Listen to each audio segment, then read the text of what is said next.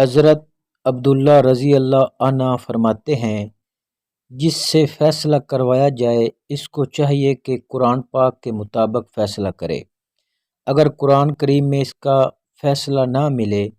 تو رسول اللہ صلی اللہ علیہ وآلہ وسلم کے کیے ہوئے فیصلوں کے مطابق فیصلہ دے، اور اگر رسول اللہ صلی اللہ علیہ وآلہ وسلم کے فیصلوں میں بھی اس کا حل نہ ملے تو صالحین کے اقوال کی روشنی میں فیصلہ کرے،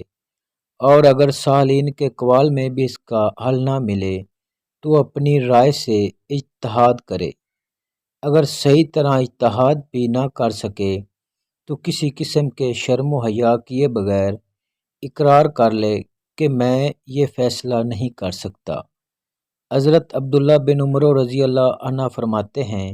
کہ رسول اللہ صلی اللہ علیہ وآلہ وسلم نے ارشاد فرمایا،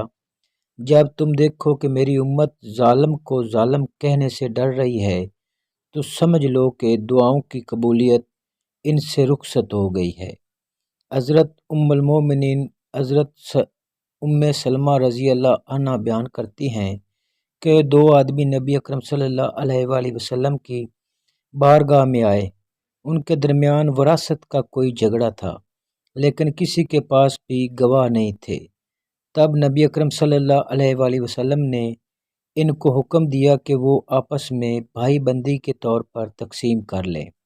اپنے اپنے حصے نکال لیں، اور دونوں میں سے ہر ایک اپنے بھائی کے لیے اس کا حصہ حلال کر دے۔